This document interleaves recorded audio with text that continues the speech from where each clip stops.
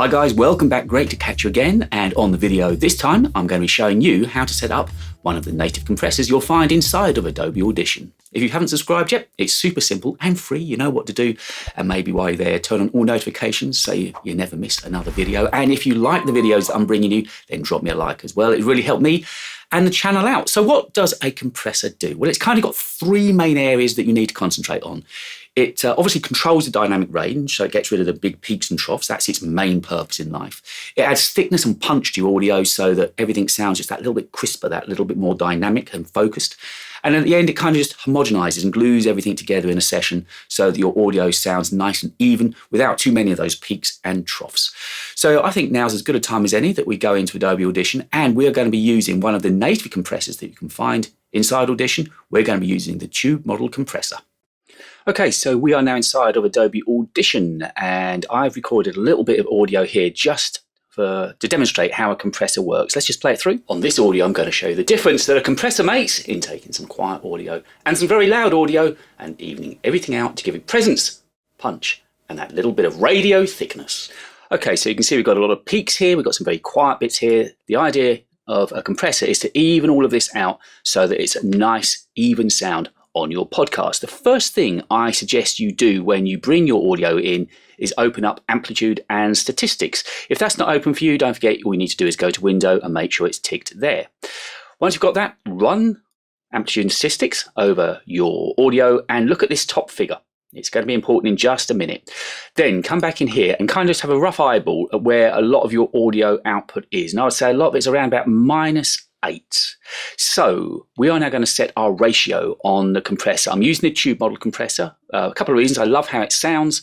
And just as importantly, it's a really good visual display of how to set a compressor up. And the reason, or one of the reasons, apart from its sound, I'm using this compressor, is that once you've mastered the Tube-Model Compressor, ratio, threshold, attack, release, and output gain, you'll be able to use any compressor. This is the most granular and basic way to set a compressor up, and I love it. You can get flashy ones with all sorts of knobs and buttons on, but this is where it all starts for you with compression. Two ways of doing it. You can do it in the effects rack and load it in from there, or you can go up to the menu at the top here, go up to effects, amplitude and compression, and the Tube-Model Compressor. Okay, so we are going to set our ratio first here, and to do that we have decided that we're going to set it at -7 because a lot of our audio is around about -8. We've got a peak of -1.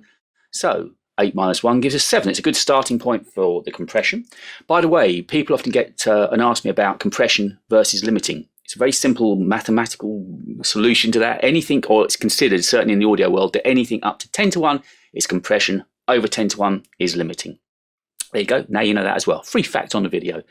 So we've got our ratio set, and the ratio is for every 7 decibels above our threshold at the output, we're going to compress it to 1. So the thing we need to do now is to find our threshold. And the way you do that, now we've got our ratio set, we know that that is the ratio that we're looking for to compress anything that's 7 above down to 1 above. We need to get it working. And on this compressor, you've got this lovely meter here. And we're looking on the loud parts to see that the compressor is coming down to -7. So if I set it playing and bring the threshold in, and that little bit of radio thickness. On this audio, I'm going to show you the difference that a compressor makes in taking some quiet audio and some very loud audio and evening everything out to give it presence, punch, and that little bit of radio thickness. And there you go. You could see it was kicking in around about -7 and the loud parts. Different. There you go. It was hanging around about -7 there. So now we've got that part of the compressor set up correctly. We've got our ratio set. We now know that at -17, we are compressing 7 to 1. So what was 7 decibels too loud is now being compressed to 1 decibel at the output. So we've got our ratio set. We've got our threshold set. The next two things are quite simple, and certainly on voice, I'm not concentrating on music here. If you had pianos and snares with big transient peaks and long delays, it would clearly be different, but we're working on voices for podcasts. What you want to do here is have a quick attack. You want your compressor to kick in very quickly. So I have that set to 0. It's always worked for me. You could extend it out, but I don't see the reason to. You want that compressor to be nice and sharp. The release, equally, on speech, you want it to be very quick. You can go down as far as 0. I found that's a little bit too aggressive and can sometimes just clip the end of the audio. So I tend to work anywhere between 50 and 75 on my audio. And we're virtually there. The only other thing you need to concentrate on now is this output gain. And what will happen, let me just show you. we have taken our audio from being this loud down to this. The compressor is clearly working, but also what that's done is made it quieter. So if we just pick out a little bit of the quiet audio here and just play it on loop, and what you're trying to do is make sure that the audio sounds just as loud when the compressor is on or off. So let's just loop this through and I'll begin to bring on the output gain, turning this on and off. Intaking some quiet audio, intaking some quiet audio, intaking some quiet audio. So we clearly need to bring that up a little bit. Intaking some quiet audio, intaking some quiet audio, intaking some quiet audio, just a little bit more, I'd say. Intaking some quiet audio, intaking some quiet audio, intaking some tiny bit more. Intaking some quiet audio, intaking some quiet audio, intake. There you go. So you can't tell now in loudness whether the compressor is on or off. And if we hit apply, that would be destructive. We now know that we've got our compressor set up. We put in our ratio, which we found from looking at amplitude and statistics and eyeballing our original audio. We then put the threshold in to see that the meter here was getting down to our -7 compression.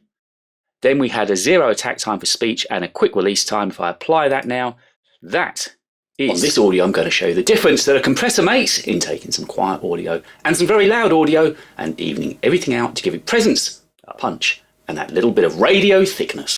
Sounds lovely. And that is compression added to your vocal. So there you go. That is how to set up a compressor. Now, believe me, I know only too well how daunting it can seem trying to set a compressor up for the first time, but it really doesn't need to be that way. Once you understand the basics, the relationship between threshold and ratio, attack and release, you're pretty much there. And hopefully you're a lot more confident now in going and setting up a compressor on your own videos. But let me know how you get on. I'd love to know the results that you find adding a compressor has made to your audio. If you've enjoyed the audio on this video, in a few moments' time, I'm going to put up a link to where you can watch where I unboxed and started using the Rode NTG shotgun mic for all the videos on this channel. And if you've made it this far through, thank you very much indeed. If you can drop me a like, I'd really appreciate it. And I'll catch you on the next one.